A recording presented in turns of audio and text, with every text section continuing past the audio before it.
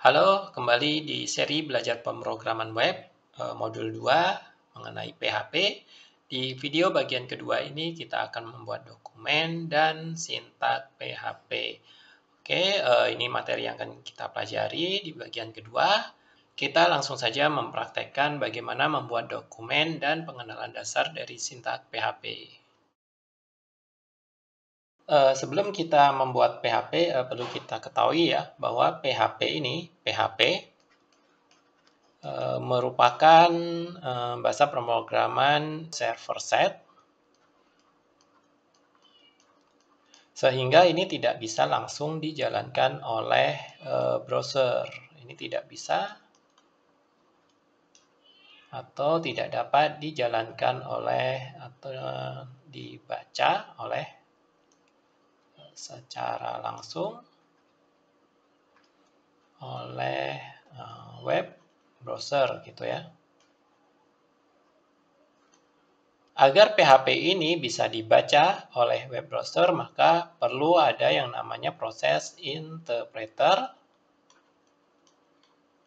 yang dilakukan oleh PHP. Nah, ini berjalannya di sisi server.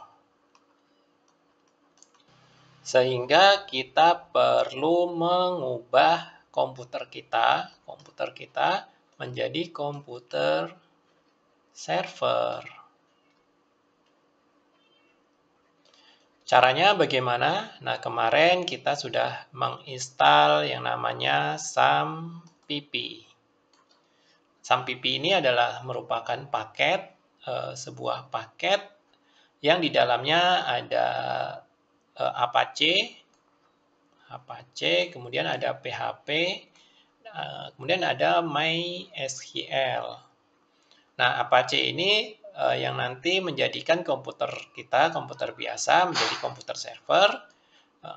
Nanti prosesnya adalah ketika kita mengakses web browser, nanti akan ditangani oleh namanya Apache. Kemudian Apache ini meminta PHP untuk menginterpreter atau membaca kode PHP yang kita tulis, kemudian diubah menjadi HTML. Setelah itu dikirim lagi ke server, kemudian baru dikirim ke klien, sehingga bisa dibaca oleh browser.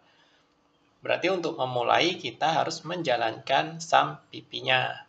Kemarin sudah diinstal di SAMPP-nya. Kalau belum menginstal SAMPP-nya berarti harus diinstal terlebih dahulu. Untuk SAMPP-nya sendiri silahkan diakses, dicari folder namanya SAMPP seperti ini. SAMPP. Kemarin saya menyimpannya di local disk D. Nah, ini tergantung pada saat kita menginstal SAMPP-nya. Bisa juga diletakkan di C. Silakan dicari. Kalau misalnya ada SAMPP-nya di D, silakan diakses. Atau misalnya ada di C, gitu, bisa juga diakses. Nah, di sini kita buka folder SAMPP-nya. Kemudian dicari SAMPP strip control.exe gitu ya. Ini kita klik 2 kali untuk menjalankan. Kemudian nanti akan ada jendela baru SAMPP Control Panel versi 3.3.0 kalau punya saya. Nah, di sini ada service Apache. Ini kita start. Di sini kita klik. Oke, kalau di sini sudah berwarna hijau, berarti SAMPP-nya sudah jalan. Nah, ini bisa di-close. Oke ya. Setelah itu, untuk membuat dokumen HTML, kita cari folder htdocs, kita buka foldernya, kemudian kita buat folder baru. Misalnya di sini saya buat new folder, kemudian latihan PHP. Gunakan strip ya, jangan menggunakan spasi biar mudah mengaksesnya.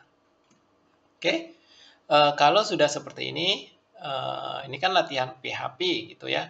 Nanti kita coba buka browsernya. Kemudian kita ketikkan di sini localhost,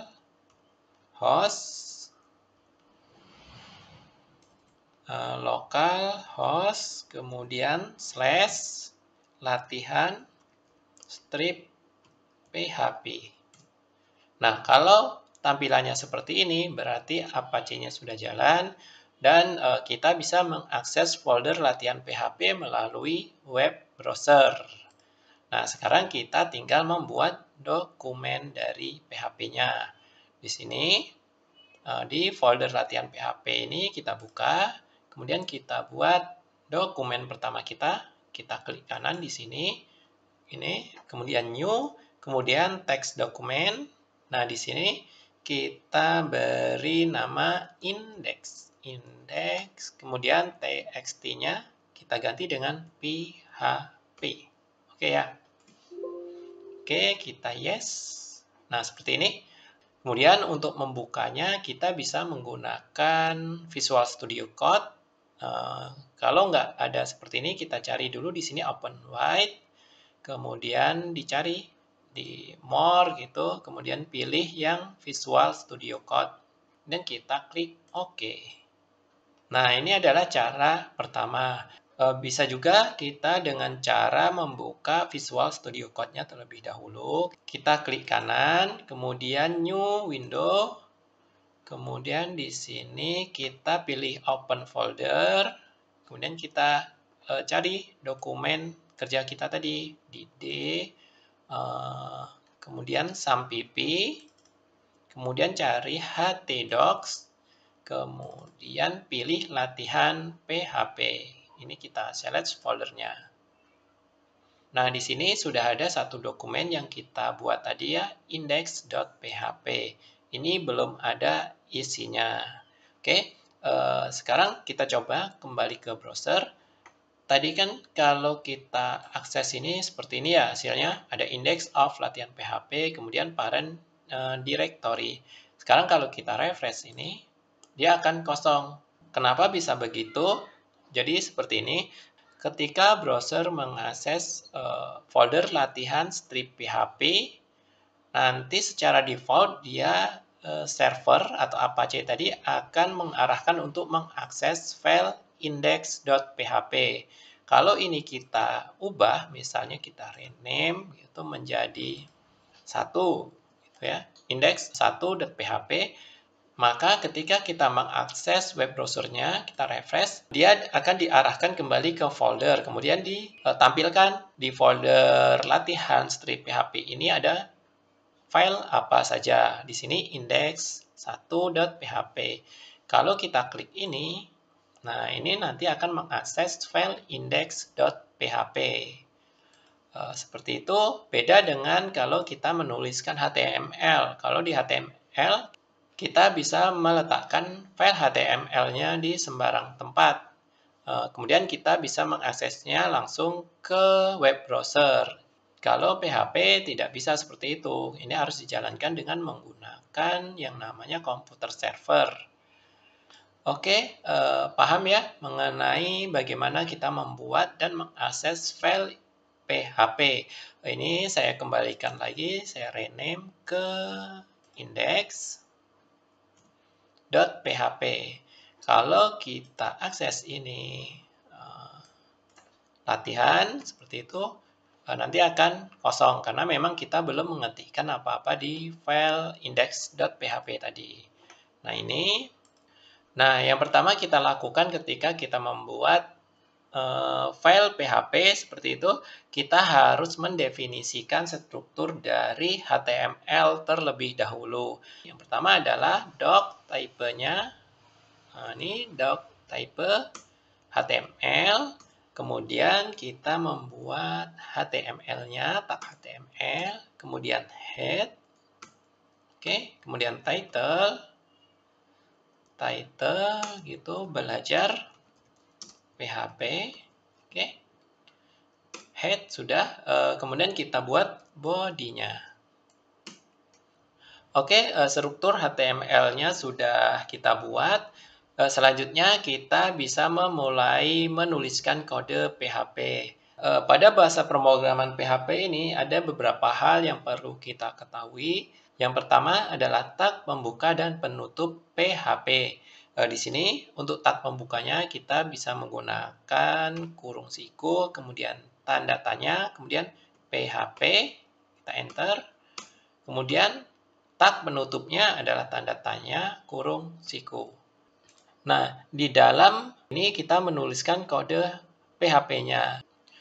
Misalnya kita ingin menampilkan tulisan ini adalah latihan pertama PHP saya, kita bisa menuliskan di sini echo, kemudian petik 2 ini adalah latihan PHP pertama saya. Kemudian di akhir dari setiap kode PHP kita beri tag penutup, yaitu dengan titik koma. Begitu ya. Kita simpan. Oke, kemudian kita ke browser, kita refresh. Ini adalah latihan PHP pertama saya. Oke, gampang ya PHP. Kalau di sini misalnya kita tidak menggunakan tag pembuka dan penutup PHP, misalnya di sini kita tulis echo, kemudian ini latihan PHP saya, PHP pertama. Kemudian ini. Nah, ini nanti tidak akan diproses oleh interpreter PHP. Jadi interpreter PHP dia hanya memproses kode-kode yang ada di antara tag pembuka PHP dan penutup. Kita coba akses web browsernya. Nah, ini dia. Ini ditulis echo, ini latihan PHP pertama saya. Kenapa tidak di interpreter atau dibaca oleh PHP? Karena ini dianggap sebagai dokumen HTML. Oke, paham ya? Oke, ini adalah latihan pertama saya. Nah, dalam membuat kode biasanya kita perlu komentar. Kalau kemarin di HTML kan komentarnya seperti ini. Ini komentar. Nah, kalau di PHP beda. Di PHP ada beberapa cara untuk menuliskan komentar. Jadi komentar ini kan nanti tidak dieksekusi oleh web browser seperti itu ya. Yang pertama kita bisa menggunakan slash dua kali. Ini komentar dengan slash atau garis miring.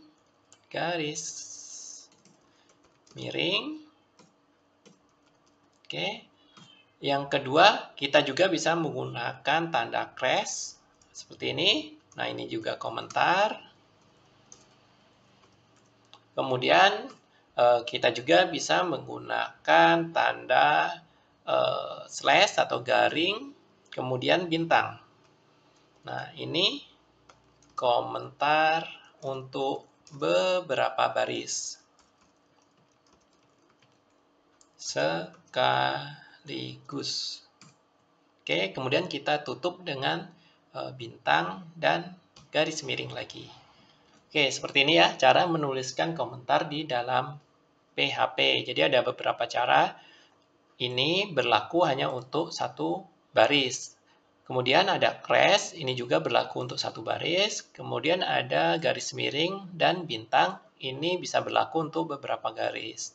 Jadi di sini juga bisa, ini masih komentar. Oke, nanti bisa digunakan sesuai kebutuhan. Oke, gampang ya.